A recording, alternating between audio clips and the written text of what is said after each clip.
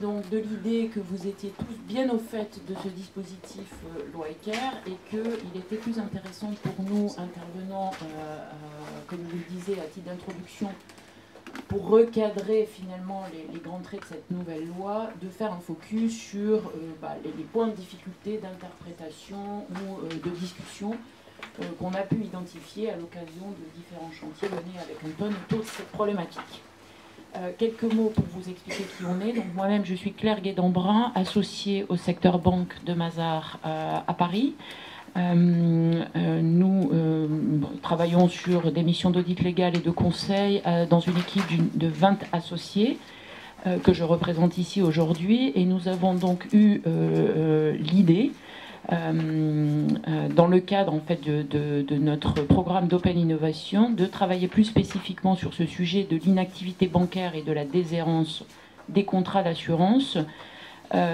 Au départ, bien sûr, parce qu'un certain nombre de nos clients nous alertaient sur les difficultés qu'ils rencontraient à adapter leur organisation et leur système autour de ces nouvelles contraintes, et aussi parce que nous avons eu le plaisir de rencontrer Vladimir, qui vous expliquera tout à l'heure en détail en quoi consiste la solution qu'il propose, et de construire donc avec lui une approche 360 pour essayer d'apporter une réponse intelligente à cette problématique à nos clients.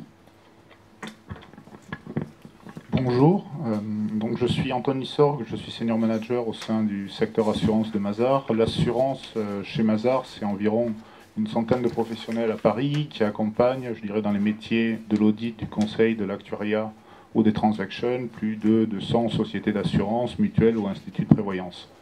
Si on prend de manière globale les 20 plus grands acteurs du monde de l'assurance, nous faisons du conseil chez 7 d'entre eux et accompagnons en commissariat aux comptes 12 d'entre eux.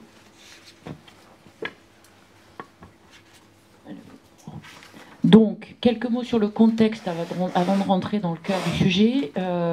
Pourquoi est-ce que nous sommes réunis aujourd'hui pour discuter de la loi Ecker ? Évidemment parce que c'est un thème d'actualité parce que il implique des impacts significatifs en termes d'image potentiellement, puisque on traite de clients, et de clients pas toujours identifiés ou identifiables facilement.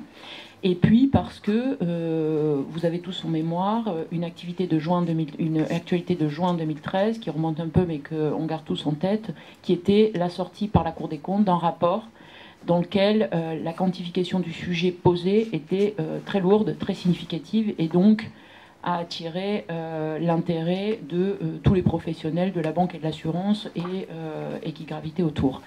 Effectivement, la Cour des comptes mettait à jour un certain nombre de sujets plus prégnants côté banque, d'inquiétude autour de cette notion de compte inactif. Le premier était que, sur le plan juridique, c'était une notion qui n'était pas véritablement définie, donc interprétée de manière différenciée d'un établissement à l'autre. Dans un second temps, la Cour des comptes pointait du doigt le fait que la gestion et l'implication des établissements autour de ces sujets-là n'étaient pas non plus harmonisées. Certains établissements étaient engagés dans des process d'identification plus tardives, voire moins exhaustifs, et couvrant une population qui était plus ou moins étendue d'un établissement à l'autre. Et, dernier sujet, mais pas des moindres, la Cour des comptes concluait au fait que le sujet avait été largement sous-estimé par le monde de l'assurance et de la banque.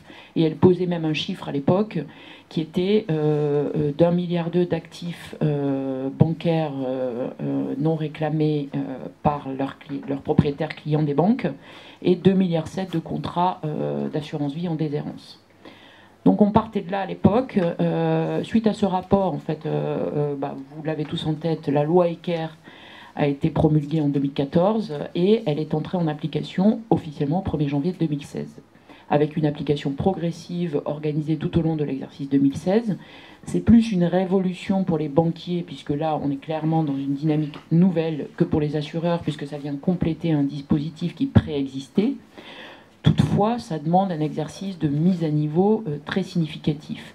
Tout ça dans un contexte où l'aspect régulation-contrôle n'a pas été oublié, puisque la loi Ecker vient également renforcer les attributions de la CPR autour de ces sujets-là. On a vu que la CPR était très active dans les 2 exercices écoulés en termes de contrôle côté assurance. Vous avez tous en tête des amendes assez retentissantes qui ont été infligées, oui, j'avais un peu de mal à le dire, mais si, c'est bien ça, à l'issue de missions de contrôle qui ont été réalisées par la CPR, avec des montants unitaires très élevés. Donc, ce qui nous laisse entendre que, bon, certes, la mise à niveau en termes de conformité au dispositif ECAIR est un projet coûteux pour les établissements, mais néanmoins duquel on peut attendre un ROI intéressant, puisque le principe de l'évitement de l'amende pousse à l'action, me semble-t-il. Donc, je vous propose de rentrer dans les enjeux autour de ce dispositif ECAIR.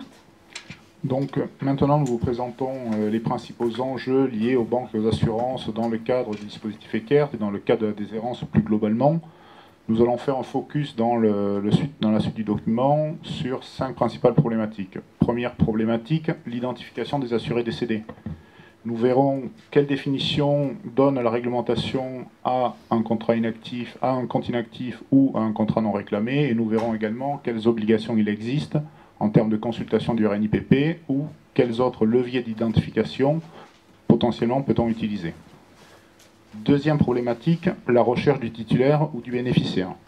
On verra qu'il s'agit principalement d'une obligation de moyens. La réglementation n'est pas vraiment précise sur le sujet et apporte en revanche quelques précisions d'un point de vue très pratique sur les dates de recherche.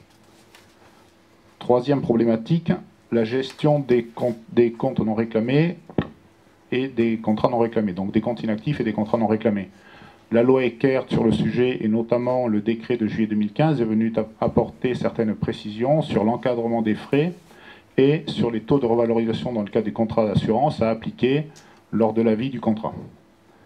Quatrième problématique, le transfert des avoirs à la CDC. Et enfin, cinquième problématique, la communication que doivent réaliser les banques ou les assurances vis-à-vis de la CPR, vis-à-vis de la CDC ou vis-à-vis du public. Donc je vous propose de passer tout de suite à la première problématique qui est l'identification des assurés décédés. Donc comment identifier les assurés décédés, certes, mais aussi les comptes qui doivent être considérés comme inactifs ou pour lesquels on a une présomption d'inactivité. Sur le plan de l'activité bancaire, en fait, finalement, on identifie avec ce nouveau dispositif ECAIR, comme je le disais tout à l'heure, enfin une définition de l'inactivité bancaire, et cette définition, elle tourne autour de 2 conditions cumulatives. La première, elle a trait à l'absence d'opération à l'initiative du titulaire ou de ses ayants droit sur le compte pendant une période cumulée de 12 mois. Ça veut dire qu'on considérera qu'il y a inactivité s'il ne s'est rien passé sur le compte qui ne soit pas à l'initiative de l'établissement, une perception de frais ou versement d'intérêts. La deuxième condition est relative en fait à la manifestation de la part du titulaire du compte ou de ses ayants droit. Il y aura inactivité s'il n'y a pas de manifestation du titulaire du compte sur le compte considéré ou n'importe quel produit qu'il utiliserait dans la banque. Dans le cas où il y aurait décès, là pour le coup la notion d'inactivité sera admise s'il n'y a pas de manifestation des ayants droit de la personne décédée dans les 12 mois survenant le décès, qu'il conviendra de documenter donc par recherche de l'acte de décès par l'établissement. Autour de ça, et c'est une présentation très synthétique, évidemment il y a quelques petites subtilités, vous l'aurez compris, on a un certain nombre de questions qui se posent, la première étant la nécessité de bien sûr repérer, mais aussi documenter, conserver, archiver la manifestation qui marque le point de départ de la période d'inactivité de la part d'un client. Ça nous renvoie à la nécessité d'avoir une approche multicanale parce qu'aujourd'hui, un client va avoir plusieurs possibilités d'entrer en contact avec sa banque. Donc la banque devra être en mesure de repérer cette prise de contact de la part de ses clients suspectés comme étant inactifs via une approche directe, le client se présente au guichet, une approche téléphonique, une approche par la banque en ligne, une approche par téléphone auprès d'une centrale d'appel. Or, il se trouve qu'aujourd'hui, dans le dispositif mis en place par l'établissement de crédit, tous ces points de contact, toutes ces prises de contact ne sont pas historisées systématiquement. C'est notamment le cas des présentations au guichet. Donc ça, c'est un premier point dont on discutera tout à l'heure, j'imagine, à l'occasion du retour d'expérience de M. Calvo et de M. Attali. Comment fait-on pour capter, via une approche multicanale, les manifestations des clients sur des comptes présumés inactifs?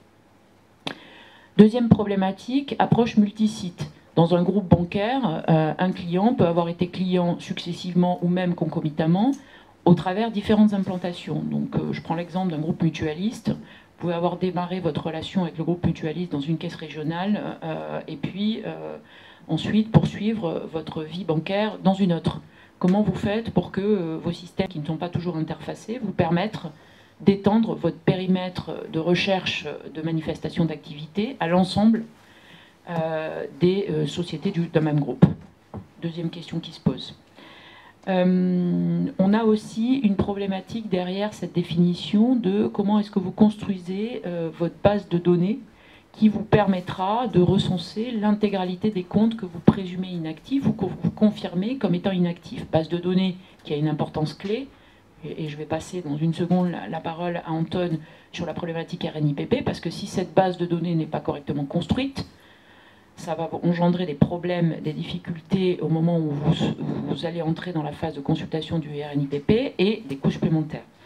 Or, je vous donne juste un exemple pour illustrer la difficulté à construire cette base de données de manière exhaustive.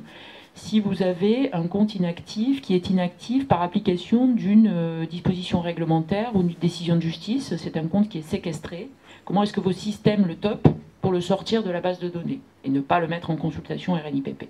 Un exemple d'une exception qu'il faudra paramétrer correctement pour qu'elle puisse être exclue de la base de données utilisée pour la consultation RNIPP. Merci Claire. Concernant l'assurance, la réglementation est moins précise, c'est-à-dire que les contrats non réclamés ne font pas l'objet d'une définition.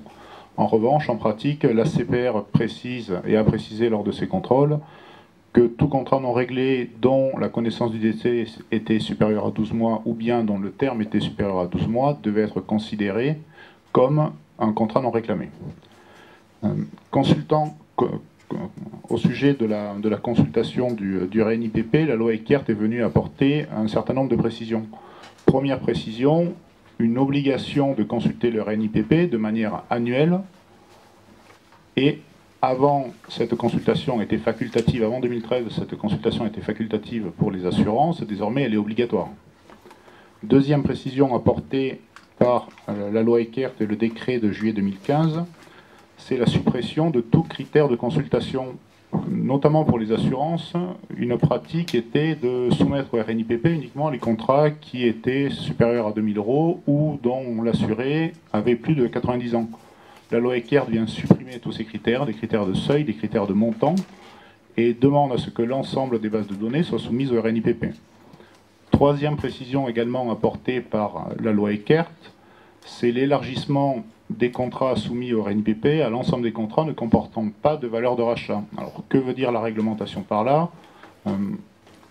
Elle inclut en fait les contrats qu'on appellera les bons de capitalisation. Attention, on parle uniquement des bons de capitalisation nominatifs et non pas des bons de capitalisation aux porteurs, pour lesquels évidemment il est assez compliqué de retrouver les bénéficiaires ou les assurés. Elle inclut également la prévoyance individuelle ou prévoyance collective. Donc ça veut dire quoi finalement? Ça veut dire qu'un des enjeux va résider en la capacité de l'assureur ou de la banque d'obtenir de l'information de qualité de la part de ses intermédiaires. Et quelque part, on va revenir un petit peu à ce qui se fait sous solvabilité 2. L'assureur ou la banque va devoir transpariser la donnée client à travers les différents intermédiaires qu'elle utilisera dans le cadre de la distribution de contrats ou de comptes, par exemple. Un point sur un autre enjeu, comme le précisait Claire, réside dans la qualité des bases transmises au RNIPP. Actuellement, on a un cahier des charges très précis sur la construction des fichiers à transmettre au RNIPP. Ce cahier des charges précise notamment la nomenclature des champs, les caractères interdits, la construction d'un fichier qui est sous format XML. Finalement, meilleure la qualité de ce fichier sera, meilleur le taux de retour du RNIPP sera. C'est-à-dire qu'un travail en amont doit être réalisé sur la qualité des données qui sont soumises au RNIPP, un travail de correction, d'amélioration du fichier soumis au RNIPP doit être réalisé, afin que le RNIPP et l'identification des assurés décédés ou des titulaires décédés à travers le RNIPP soient de qualité.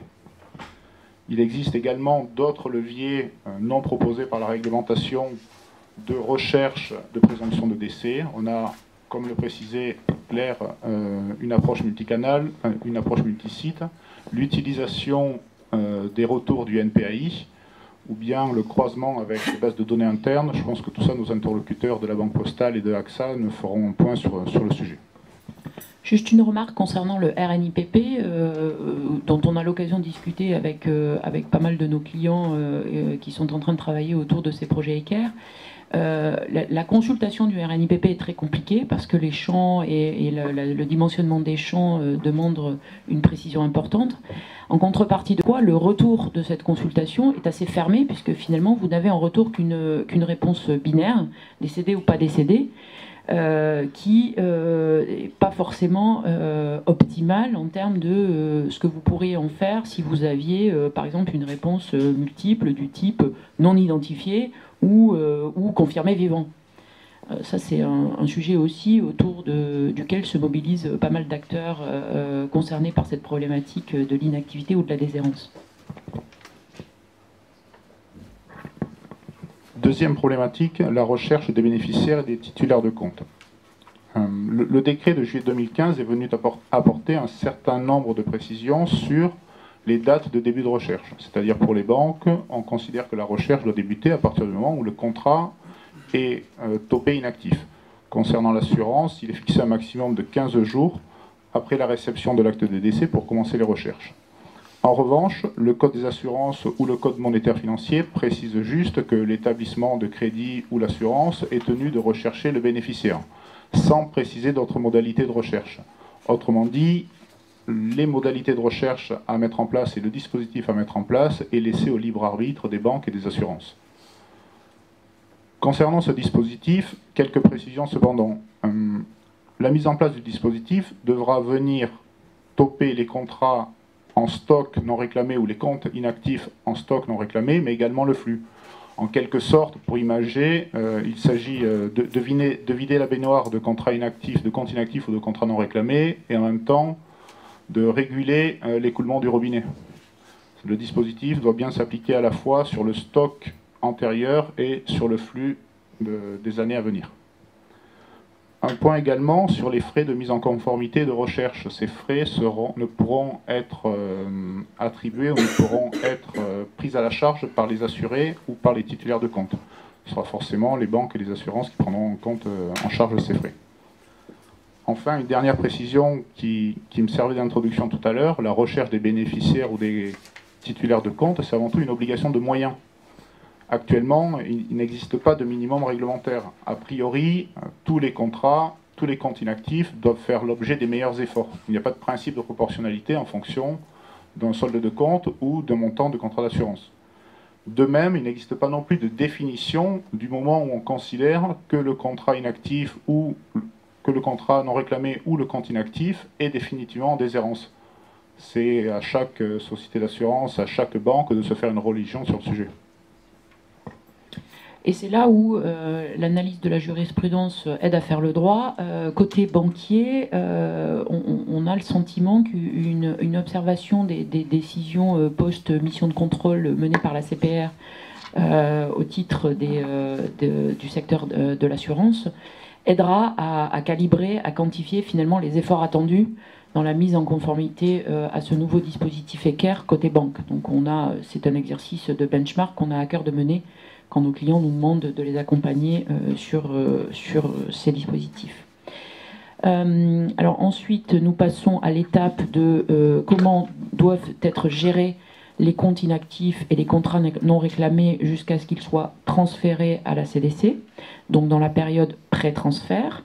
il y a un certain nombre de notions qu'il convient d'envisager, et notamment comment est-ce que doivent être rémunérés ces comptes inactifs ou ces contrats en déshérence. Alors là, c'est un sujet sur lequel, évidemment, vous imaginez bien, beaucoup de débats ont eu lieu, jusqu'à ce que 2 textes qui viennent compléter la loi Ecker nous éclairent un peu plus sur ce qu'il convenait de faire. Donc maintenant, nous avons un décret de juin 2015, complété par un arrêté en septembre 2015, qui fixe les règles du jeu. Donc ce qui est dit, de manière très synthétique, c'est que pour les banques, le montant annuel des frais facturés pour la gestion des comptes inactifs sera évidemment limité au solde créditeur du compte. Donc le compte ne pourra pas, du fait de la gestion, devenir débiteur. Ça, c'est un premier point. Qu'aucun frais ou commissions ne pourront être prélevés sur les comptes d'épargne réglementée ou d'épargne logement. Et que des frais non supérieurs à ceux pratiqués sur un compte actif ne pourront être prélevés sur le reste des comptes d'épargne. Et pour ce qui est de tous les autres comptes, on a une limite forfaitaire qui est fixée à 30 €. Bon, 30 €, ce qui est en dessous, j'imagine que vous avez dû consulter les dernières études, de ce qui est communiqué par les organismes de place en termes de coût moyen de gestion d'un compte. Et quand vous voyez tous les efforts de mise à niveau qui sont attendus, on peut se poser la question de savoir si le niveau de 30 € finalement est raisonnable ou pas. Bon, c'est un sujet qui est ouvert, dont on aura peut-être l'occasion de discuter tout à l'heure également au titre des retours d'expérience que nous aurons. Alors, d'un point de vue opérationnel, là encore, quelques pistes de réflexion sur les difficultés que ça va poser. Comment est-ce que ce paramétrage va être effectué dans les systèmes, de manière à ce que, de manière automatique, le plafonnement des frais soit correctement traduit dans les applicatifs informatiques utilisés par les établissements. C'est un premier sujet. Deuxième sujet, on n'a pas forcément évoqué toutes les questions d'adhérence entre ces projets Ecker et les nombreux autres projets de mise en conformité que les banques et les assurances doivent mener. On pourrait citer KYC, on pourrait citer les reportings à produire au titre du mécanisme de fonds de garantie des dépôts. Enfin, la liste est très longue, je vais arrêter là. Ma réflexion était juste de dire que ça devra aussi être mis en adhérence avec le processus budgétaire, parce que ce qu'on est en train de dire là, c'est que si on plafonne les frais et si on doit intégrer des coûts de mise à niveau à la fois pour traiter le stock et le flux à ce niveau dispositif Ecker, forcément ça aura un impact sur l'exercice budgétaire qui conviendra pour les établissements de crédit et les assurances de prendre en compte. Évidemment, il y a aussi une connexion à faire avec le mécanisme de gestion du risque opérationnel des établissements de crédit ou des assureurs, et notamment du risque d'image, difficile à quantifier, mais il existe autour de ces sujets très clairement. Et tout ça dans un contexte où on peut s'attendre à ce que les premiers contrôles de la CPR dans le monde bancaire arrivent assez rapidement, au cours de l'exercice 2017, et évidemment la CPR assez naturellement va très vraisemblablement s'intéresser à la correcte application de ce mécanisme de cantonnement et de limitation des frais perçus sur les comptes inactifs par les établissements. Concernant l'assurance, la réglementation Ecker traite de 2 thématiques sur le sujet de la gestion des contrats non réclamés. La première thématique, les frais de gestion à appliquer. Donc il est précisé que les frais de gestion à appliquer à partir du moment où on a connaissance du décès ne peuvent être supérieurs aux frais de gestion qu'on aurait appliqués au contrat si le décès n'était pas survenu. Autrement dit, on reste sur des frais de gestion contractuels, comme si l'assuré était encore en vie. Deuxième thématique, la revalorisation des contrats. Donc, comme le précisait Claire, d'un point de vue implémentation d'un système d'information, c'est assez compliqué, et la loi Eckert est très précise sur le sujet. On va séparer la vie du contrat en 4 grandes séquences. Tout d'abord, l'assuré n'est pas décédé, on applique un taux contractuel. À partir du moment où l'assuré est décédé, s'il existe un taux contractuel, on l'applique. S'il n'existe pas, on applique un taux de revalorisation au minimum égal à un taux calculé sur la base du TME. Troisième séquence, à partir du moment où on a connaissance du décès. Dans ce cas-là, on applique également un taux calculé sur le TME, le même taux que précédemment, à partir du moment où on a connaissance du décès, et ce taux est calculé sur la base du TME. On détaille dans les slides les différentes caractéristiques du calcul. Quatrième séquence, à partir du moment où l'assureur a obtenu l'ensemble des pièces justificatives permettant le règlement. le législateur est venu préciser un taux d'intérêt qui est l'équivalent d'un taux de retard de paiement qui est imputé sur les contrats à partir du moment où le règlement est supérieur à un mois. C'est-à-dire à partir du moment où l'assureur met plus d'un mois pour régler les capitaux de l'assuré alors qu'il a reçu l'ensemble des pièces justificatives, on vient revaloriser les contrats à hauteur d'un taux calculé sur la base du taux d'intérêt légal. C'est déjà compliqué en le disant, je ne sais pas ce que vous en pensez, alors imaginez pour le paramétrer dans les systèmes. Juste, je lisais hier soir, mais j'imagine que vous êtes bien au courant, qu'il y a aussi, et je ne l'ai pas mentionné tout à l'heure, une connexion à faire avec tout le dispositif anti-fraude, puisque je lisais hier une alerte de l'AGIRA qui demandait aux assureurs membres de son dispositif de porter une attention toute particulière aux personnes qui se font passer pour des avocats ou des notaires, de manière à bénéficier du retour des fonds suspectés comme déshérents. Donc là aussi, il y a un sujet qui devra être adressé de connexion avec les dispositifs antifraude. Quatrième problématique désormais, le transfert des sommes des comptes inactifs et des contrats non réclamés à la CDC. Donc nous sommes dans le cas où finalement les recherches des titulaires de comptes ou des bénéficiaires se soient révélées infructueuses. Donc, il est précisé par la loi Eckert que 10 ans après la date de connaissance du décès, ou bien 10 ans après la dernière opération, ou bien 3 ans après la date du décès du titulaire pour les banques également, un dépôt soit réalisé à la CDC. Quelques précisions sur ce dépôt. Si le titulaire du compte dispose d'instruments financiers ou l'assuré a un contrat d'unité de compte, la loi est venue préciser la valeur des instruments financiers et des unités de compte qui seront transmises à la CDC. Et cette valeur liquidative, c'est celle de la valeur liquidative au bout des 10 ans. C'est-à-dire qu'on liquidera les contrats en unité de compte, on liquidera les instruments financiers, et c'est cette somme-là qui sera déposée à la CDC. Deux points d'attention. Un premier point d'attention qui concerne la conservation des documents.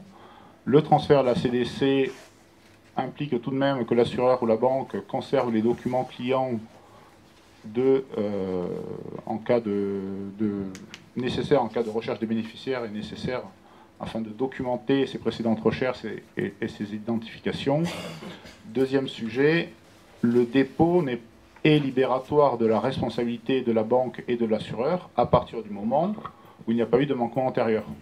Autrement dit, si l'assureur ou la banque est capable de prouver que son dispositif de recherche, son dispositif d'identification des assurés était efficient précédemment, le fait de déposer les avoirs à la CDC le libérera de l'obligation de recherche et d'identification.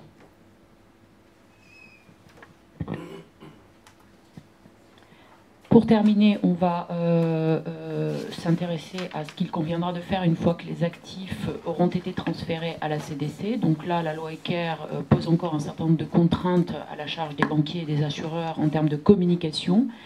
Les obligations relatives à l'information que les établissements et les assureurs devront être capables de produire sont renforcées. Schématiquement, en fait, la communication devra s'adresser à 4 types de tiers, donc les titulaires ou leurs ayants droit, évidemment.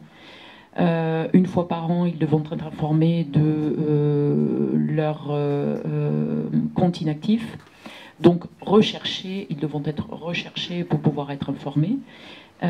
Côté banque, ils devront également bénéficier d'une information 6 mois avant la date du transfert envisagé, donc à l'échéance des délais qu'Antoine a rappelé tout à l'heure. Côté assurance, ce n'est pas 6 mois. J'ai un trou de mémoire, Antoine. Côté assurance, on aura une publication effectivement des différents moyens et du nombre d'encours de contrats réglés qui sera effectué. Et on aura un certain nombre d'informations qui seront envoyées aux assurés en fonction de est-ce que le contrat est un contrat à terme ou est-ce que c'est un contrat classique à capital garanti ou 1 euro en UC. Ce sera généralement un an. Oui, c'est ça. Et c'est 1 mois avant la date du transfert que spécifiquement une information doit être communiquée aux assurés. Hein, c'est ça. Donc ça, c'est vis-à-vis des titulaires ou des ayants droit. Ensuite, une information doit être produite à destination du public, puisque annuellement, les banquiers devront publier le nombre de comptes et les avoirs figurant sur ces comptes dans leurs livres, ainsi que le nombre de comptes et les avoirs figurant sur ces comptes dans les livres de la CDC post-transfert. Une information devra également pouvoir être mise à disposition de la CPR dans le cadre de contrôle, donc là, une information très extensive. Et pour finir, quatrième tiers, la CDC, puisque post-transfert, l'établissement restera tenu d'être en mesure d'informer la CDC de tout ce qu'il dispose sur le titulaire et ses ayants droit ou la nature des actifs transférés et leur historique. Cette information sera communiquée essentiellement par voie dématérialisée à la Caisse des dépôts et M. Mouton nous donnera tous les détails sur cette problématique dans son intervention. Et finalement, puisque nous avons un petit peu dépassé le temps qui nous est imparti, juste un petit focus sur le fait que nous sommes convaincus que, au travers de tout ça, il y a un levier majeur pour réussir en fait un projet de mise en conformité loi Ecker, qui est la qualité de l'information que la banque ou la compagnie d'assurance sera capable de toper. Donc c'est pour nous vraiment un point clé. C'est une véritable gestion de projet qui implique en fait que les systèmes des établissements et des compagnies d'assurance soient remis à niveau, voire reconnectés, voire repensés dans une dynamique globale. C'est un processus qui est en cours. Vous avez tous en tête les discussions autour de BCBS 239 et des sujets de rationalisation de production de données dans les banques. Mais pas que, c'est évidemment principalement un sujet système, et c'est aussi un sujet qui va venir impacter les processus de contrôle des établissements bancaires et des compagnies d'assurance. Des points de contrôle nouveaux dans les plans de contrôle permanents et périodiques devront être incorporés, et en particulier si l'établissement bancaire ou la compagnie d'assurance choisit des solutions du type de celles que propose Vladimir Nguekam avec Mister Do, c'est-à-dire pour automatiser au maximum le respect des nouvelles obligations et contraintes posées par la loi Ecker, parce que ceci n'exonérera pas les établissements et les compagnies d'assurance de prévoir des contrôles sur le prestataire auquel ils feront appel pour cette automatisation. En quelque sorte, c'est un excellent moyen, je dirais, de mettre à jour les processus, d'améliorer ces processus de collecte de données, de relations clients, de qualité de données, de souscription. Et finalement, il faut utiliser tout le feedback de la mise en place de ce dispositif, tout le feedback des contrôles de dossiers que vous pourrez réaliser, tout le feedback de la pérennisation du dispositif pour améliorer tous les processus qui peuvent l'être. Quelque part, on peut même s'en servir comme un levier de communication également, que ce soit en interne ou en externe.